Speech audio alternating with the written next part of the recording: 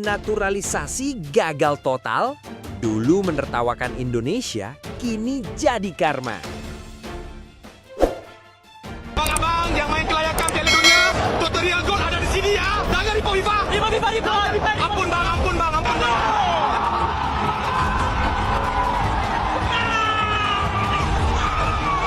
Uang kosong, dua gol dijaringkan oleh pemain warisan baru.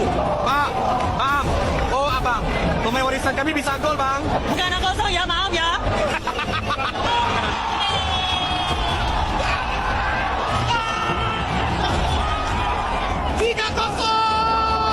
Abang-abang yang main kelayakan Piala Dunia, tutorial gol ada di sini ya. Jangan riba. Ampun bang.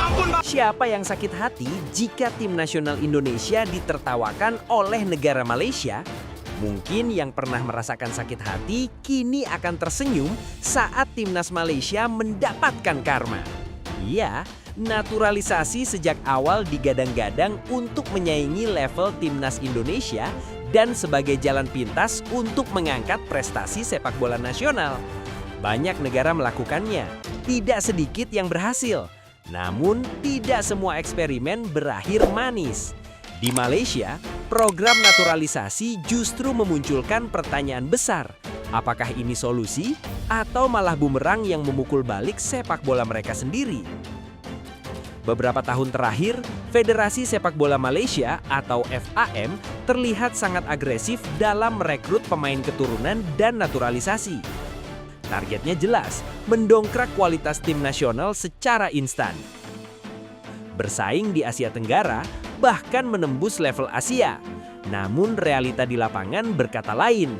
Prestasi tak kunjung stabil, permainan tidak berkembang signifikan, dan yang paling terasa, identitas permainan Malaysia justru semakin kabur.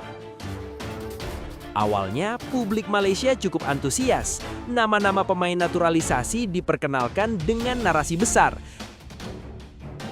Experience Eropa, fisik lebih kuat, jam terbang tinggi, dan dianggap bisa menjadi pembeda saat menghadapi Indonesia, Thailand, maupun Vietnam. Harapannya sederhana, Malaysia bisa kembali menjadi kekuatan yang disegani di Asia Tenggara. Namun seiring waktu, ekspektasi itu mulai runtuh satu persatu. Di lapangan, kontribusi pemain naturalisasi tidak selalu sesuai dengan janji. Beberapa tampil biasa saja, sebagian bahkan tenggelam di antara pemain lokal. Alih-alih menjadi pemimpin, ada yang terlihat kesulitan beradaptasi dengan gaya bermain tim. Koordinasi antar lini tidak padu, chemistry minim, dan permainan cenderung individualistis. Masalah pertama yang paling kentara adalah adaptasi. Sepak bola Asia Tenggara memiliki karakter unik, tempo cepat, kontak fisik intens, dan tekanan supporter yang luar biasa. Tidak semua pemain naturalisasi mampu menyesuaikan diri. Pengalaman bermain di luar negeri ternyata tidak otomatis menjamin performa maksimal di level regional. Masalah kedua adalah inkonsistensi kebijakan. Program naturalisasi Malaysia kerap terkesan tidak memiliki arah jangka panjang. Pemain datang dan pergi, komposisi tim sering berubah, dan pelatih harus terus menyesuaikan ulang strategi. Akibatnya, tim nasional tidak pernah benar-benar matang. Berbeda dengan negara yang sukses melakukan naturalisasi karena tetap menjaga fondasi pemain lokal, Malaysia justru dinilai terlalu bergantung pada solusi instan. Pembinaan usia muda berjalan, tapi sorotannya kalah lebih besar dibandingkan proyek naturalisasi yang terus digembar-gemborkan. Hal ini memunculkan efek samping serius, kepercayaan terhadap pemain lokal menurun. Beberapa talenta muda kehilangan menit bermain, baik di klub maupun tim nasional. Mental pemain lokal pun ikut tergerus karena merasa jalur ke tim nasional semakin sempit. Di ruang ganti, dinamika juga tidak selalu ideal. Perbedaan latar belakang budaya, bahasa, dan gaya bermain menjadi tantangan tersendiri. Jika tidak dikelola dengan baik, kondisi ini bisa memecah konsentrasi tim. Sepak bola bukan hanya soal kualitas individu, tetapi juga kekompakan dan rasa memiliki terhadap lambang di dada. Yang lebih mengkhawatirkan, hasil akhir tidak sebanding dengan investasi yang dikeluarkan. Dari segi biaya, naturalisasi bukan proyek murah. Proses administrasi, kontrak pemain, hingga ekspektasi publik yang tinggi menjadi beban tambahan bagi federasi. Ketika hasilnya nihil, kritik pun tak terhindarkan. Media dan supporter Malaysia mulai mempertanyakan, sampai kapan eksperimen ini dilanjutkan? Jika naturalisasi tidak memberi dampak signifikan, mengapa terus dipaksakan? Di tingkat Asia Tenggara, tren justru menunjukkan arah berbeda. Vietnam membangun kekuatan lewat pembinaan jangka panjang. Thailand mengkombinasikan pemain lokal berkualitas dengan sistem liga yang kuat. Indonesia, meski juga menggunakan naturalisasi, mulai terlihat lebih selektif dan terarah, dengan fokus pada pemain yang benar-benar dibutuhkan sesuai kebutuhan tim. Sementara Malaysia terjebak di tengah, ingin instan tapi kehilangan fondasi. Akibatnya terlihat jelas, di turnamen-turnamen penting, Malaysia kerap tampil tidak konsisten.